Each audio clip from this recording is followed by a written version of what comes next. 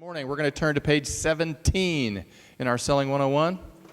Page 17, we're going to talk about state management, how to manage yourself, how to coach yourself, and how to influence other people. I believe it's page 17. There should be a giant pie chart on that, yeah? Page 37, thank you. Just testing your ability to use the table of contents. Page 37, like it says on the screen. Page 37. Woo! All right, let's start with a few axioms as we fill in blanks. The first is this: at any moment in time, any human being's behavior is the result of his or her state. Would you agree? Our mood, our state influences how we act, right? So that's important. I've got a few people here on the screen who are in different states. One's in a state of anger here. One's in a state of fear, anxiety, bottom left. Top, you got a guy in a state of euphoria, but that drives our behavior. So that's our first axiom this morning.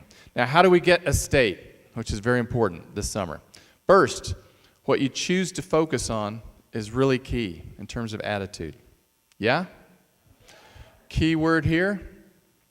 Choose. You get to choose that. And second, what you do with your body influences your state.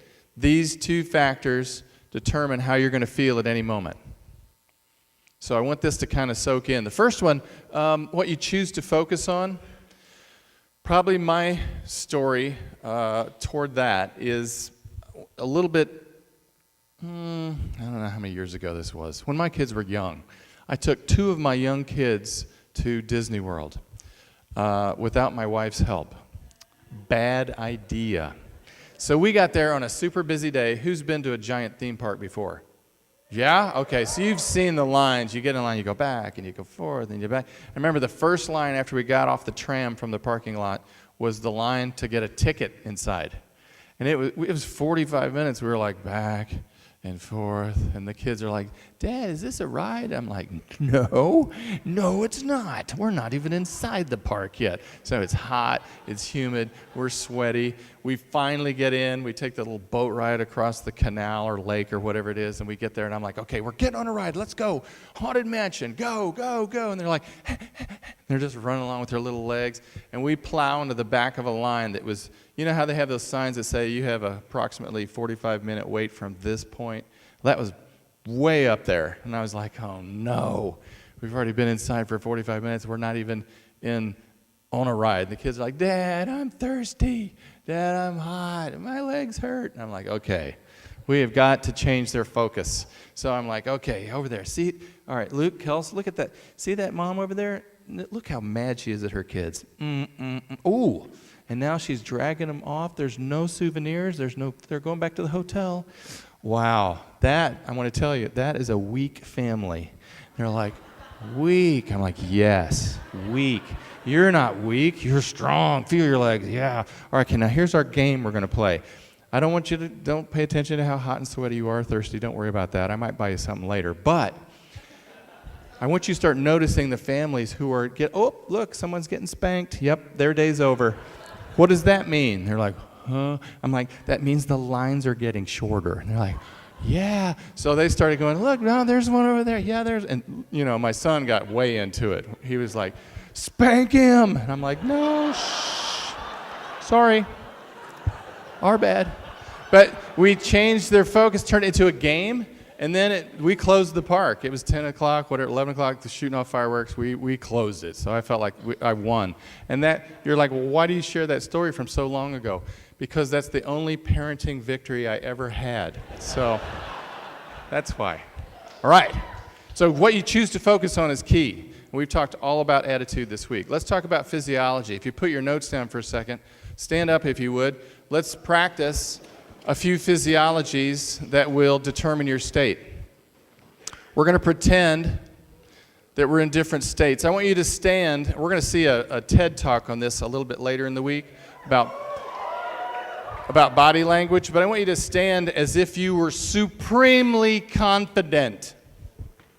It's what they call the Wonder Woman pose. Yeah?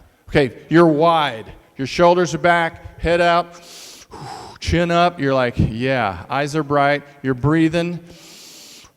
This is, everybody feel what confidence? This is confident. This is like right before the competition. You're like, take your mark. Okay, that's how you should be. That's a state, feel that? All right, that's confident. Now, change and let's pretend that you were sad, depressed, upset. What would you do with your physiology? Pretend you're sad. Okay, now hold that position. Most of you have shifted your weight to one foot. Your shoulders have dropped. You're not breathing as deeply.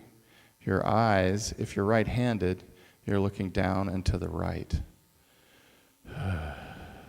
Because that's where people go with their eyes when they want to check out their feelings. Down and to the right. If you're left-handed, you might be looking down and to the left. Okay. Now, let's do something else. Stay sad, but let's change our physiology. Keep thinking sad thoughts. Be blue, but put your arms above your head and look up at the lights in the ceiling. But stay depressed. Remain sad. Okay, put your hands down. You look stupid. How many of you notice that it was seriously hard to feel sad but do that with your body? Okay? Your mind and your state and your mood are all hardwired together. So if you change what you're doing with your body, which we're going to learn about again later in the week over and over, you change how you feel. If you change how you feel, you change how you act. You change how you act, you influence Mrs. Jones. See? So, sad, if you want to really be sad this summer, just kind of stand on the doorstep and go, how do I feel about my summer? Down and to the right. Yeah, I thought so. That won't help. If you're feeling sad, change your state. Now, I'm not saying sit in somebody's house and, and just, excuse me, Ms. Jones. Okay. That would freak her out.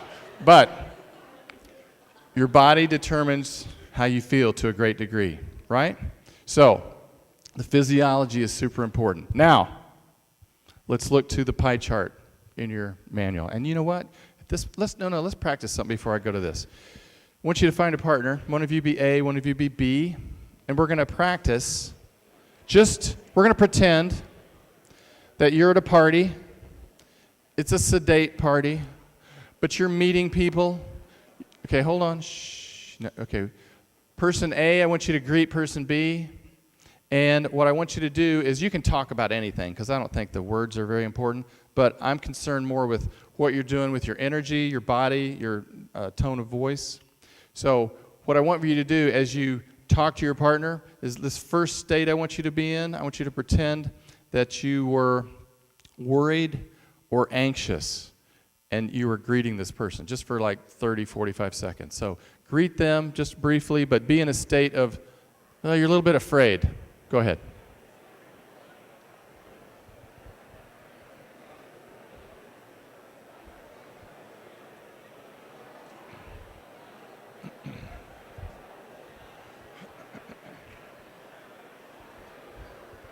All right. Time's up. Okay, B. Shh, good job. How many of you noticed, this is too big a group to really ask questions of, but how many of you B people saw bad eye contact? Like they were kind of looking around you or they were looking down, okay? Did that inspire you to want to spend time with them? No. How many of you got the dead fish handshake? Just kind of, oh, hi. Oh, okay. Right? So, if you're at a party or if you're making a first impression, a state of being worried, however that looks, was not, you wouldn't want to hang with them at the party. All right, let's do another one. This time, 30 seconds, A, greet B, but this time you're just kind of bored. You've been meeting people, no one's interesting, you don't really care about the person you're meeting. Go. See, what would that look like?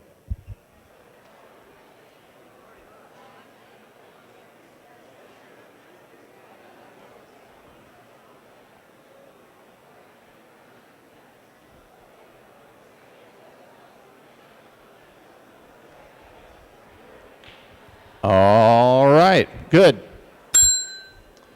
Time's up. So, B, let me ask you a question. Did you feel important? No.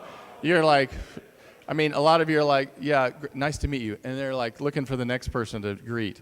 Okay, boredom is not a good state to be in either. Now, I'm going to tell you this, that there are a couple groups that have gone through sales school in the last couple of weeks who are approaching in that state.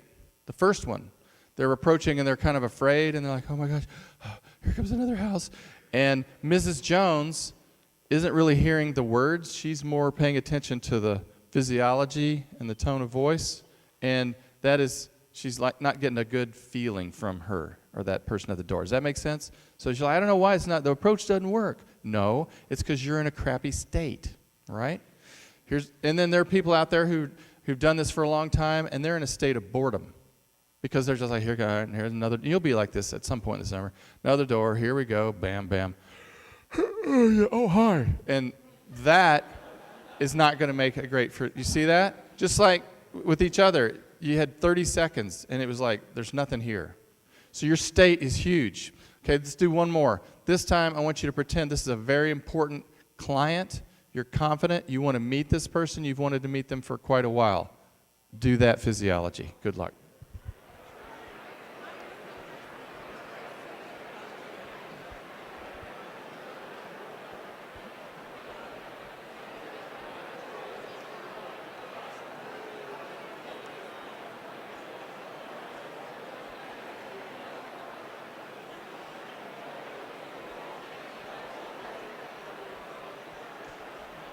Nice.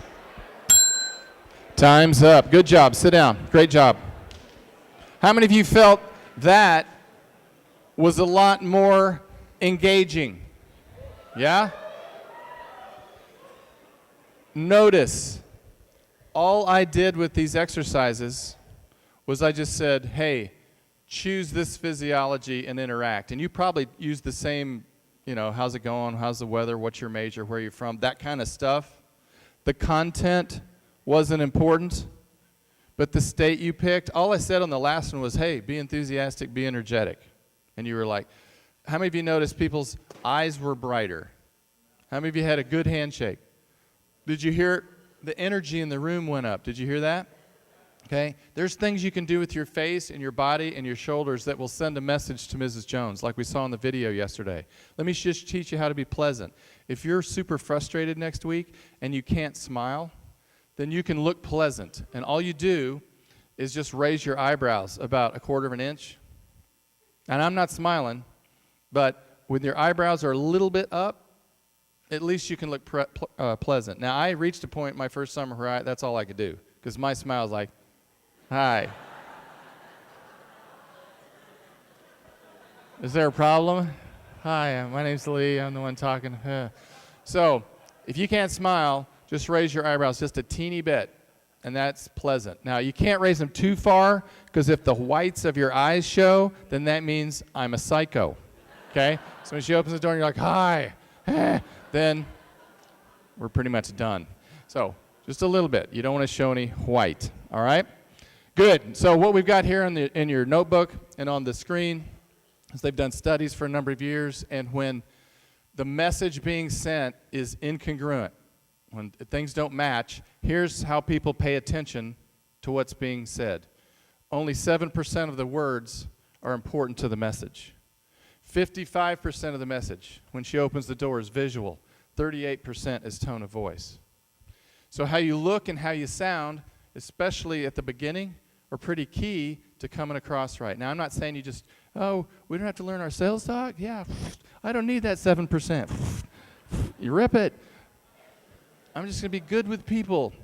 No, they will pay attention to what you say, but initially, when the door opens, how you carry yourself, what you're doing with your body, and the energy in your voice, just like that last one we practiced. If you treat every house like, whew, this is the most important person I'm going to meet this summer, you will get in way more doors than the first two states. The challenge is, can you think about that next Wednesday afternoon when it's 98 degrees and you haven't been in a door in 2 hours and your tongue feels like a shag carpet from the 70s? Oh yeah, you've got to do something to change your state. What I focus on, what I do with my body. Does that make sense? That's a big point. Okay, forging ahead. When you're selling, you need to be in a peak state. And as we learn more about body language later, I'm not saying in a peak state you need to be like coming out of houses and doing cartwheels. Excuse me, rotating down the side or I'm not talking about that. Or like this guy's like all excited. You might do that at your headquarters before you leave. Probably not in a house. But we've noticed that first-year people sometimes sell in streaks. Like they'll sell one, they'll be like, oh man, this is really hard, and then sale. And what happens to their state? Yeah, woo, man, it works. I feel good. And then that carries over to the next house. And so they're like, whoa, here's an interesting person. Wow, enthusiasm, come in. And they sell something else. They're like, woo, yeah. And you sell in streaks. Now the opposite happens too. It's like, oh, this is really bad. And they take that to the next house. Oh, it's really worse. And oh my gosh, how do I feel? So what I'm hoping to do is that I don't want Mrs. Jones to have to inject you from the external with enthusiasm because of what she did. My job here is to help you coach from the inside out. You with me? That's what we want to do here. If you can do that, you will have a fantastic summer. Right. So, peak state. Get in the right state before you knock.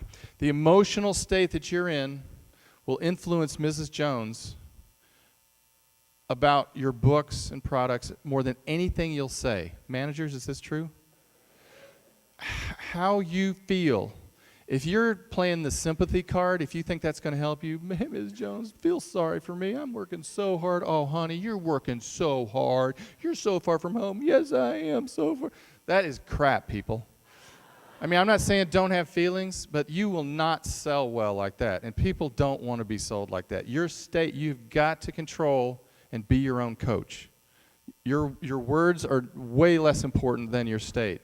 So, however you do enthusiasm, do it. You don't have to be a super extroverted, talkative, outgoing, verbose, garrulous person to do well in our program. You can be quiet, shy, retiring, introverted. It's totally fine, but I just want you to be your most enthusiastic self, whatever that is. I'm not saying be something you're not, but when you're enthusiastic, people like you, and when they like you, they look for opportunities to say yes. Okay? Now, I'm going to go to this last little section, and if this is too heavy for you, or you're like, what? Then just forget I covered this, and just learn your sales talk. Okay. People don't buy products, services. They don't buy ideas. They pay for a state change. They pay to feel differently. How many of you have bought something and you just felt, maybe it's new clothes or something, you just kind of felt different for a little while? You're like, yeah, ooh.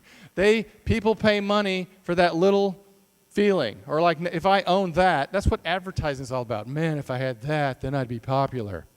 Wow, if I used that shaving cream, I'd have a girlfriend. I mean, people are like, yes, that's what people pay to have their state changed. If we were crack dealers, I know, just trying to get your attention.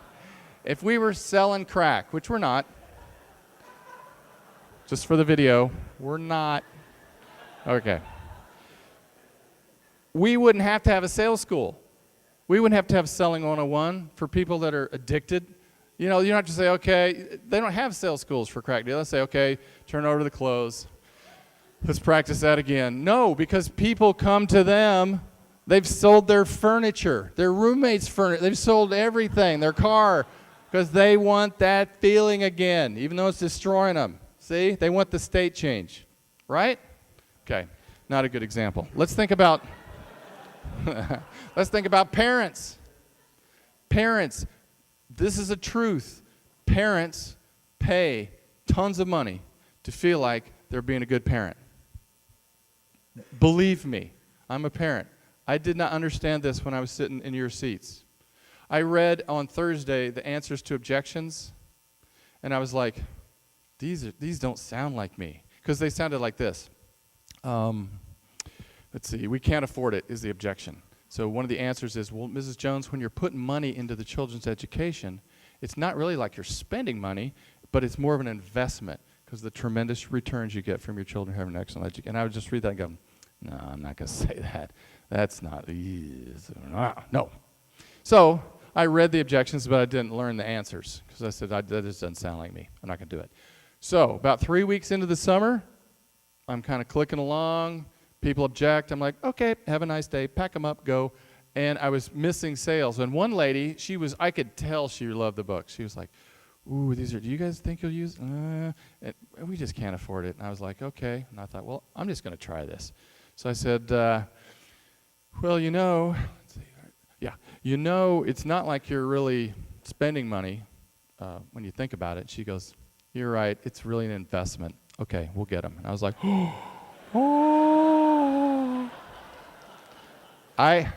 for the first time, a light bulb went off, and I thought, you know what? Parents speak a different language than I do as a college student. Like, they are in a different mindset about their kids than I even fathom. So I went ahead and started answering objections. You know, when you're a parent, you see things differently. These are kids of mine. This is, let's see, Luke, Kelsey, and, Katie. And I'm kidding. Katie's the one I'll focus on because we have obviously spent the most money on her through sports, you know. Parents spend, just like Dan covered the other day, parents spend tons of money on stuff. I remember when Luke was younger, you know, he was all about Xbox. Come on, it'd be so awesome. And so I'm sitting there after he's achieved level 47 in Halo, just like, I'm like, hey, what's your someday going to be? You're now becoming, Luke. Hey. And he's like, yeah, I'm becoming a boss. I'm poning noobs with my shoddy. Yeah. I'm like, oh, no, what have I done? I spent $300 for that. Felt good at first. He kind of liked me. He used to like me. Katie will come up and say, Dad, I got to have a new bat for softball. She's on a really good team. They'll be going to nationals. They went to nationals last year, 16U, when they were just 14 and 15-year-olds, so they're pretty good. Won the World Series once. So when she wants a new bat, I'm like, okay, how much? $300. $300 for that? Are you kidding? I'm like, but when you're in the stands and, you know, she's batting 400 or whatever, I'm like, yes, my daughter. Yep, she just, see that RBI? Yeah. Bat, forget it. I don't care. I don't remember how much it costs. But when you buy something or you provide something for your kids, you don't whenever Deb and I did that, we didn't consciously go, honey, we're really good parents, aren't we? You bet we're good. We didn't say that out loud, but we just felt like if we were doing something to help our kids in investing, it was a good thing, and we felt good about that. Now, if you come up and you've got something educational, it's like the parent meter is like in the red. They're like, whoa. Because if they'll waste as much money as we waste on junk that just gets busted or the neighbor's kids run off of them or whatever. If you come up with something that is going to help them get better grades or save time or get into a better school in college, woo, you got their attention, you know. So you just have to be in the right state to make that connection. You with me, everybody? So these are just things that people spend money on. I remember we got this bunny when Katie was little. Look at the size of that thing. She can barely pick it up. That cost me $20 when it was this big. Like, oh, look at that. And Katie's like, can you give me a little bunny, Daddy? I'm like, okay. And now it's turned into a 24-hour poop machine. Sits in our bathroom in a cage and just makes pellets. I'm just like, so and it doesn't smell good. I'm just Febrezing it. My wife's like, is it dead yet? Nope. No, I don't do that. Yeah, I do. So anyway, parents will spend money on all kinds of stuff for their kids, right? Did you get that message? All right. So to conclude, here's what I want you to get out of this part. So vital this summer that you choose to focus on the right things and you coach yourself in terms of attitude. Second thing that's ultra critical is what you do with your physiology, what you do with your body.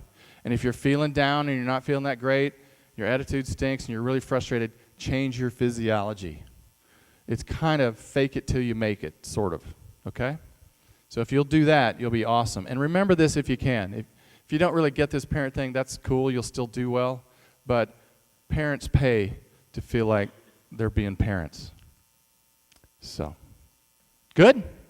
All right. So today I want you to practice that physiology. Keep working on it as you do your approach. Let's match and mirror people. You guys will be awesome.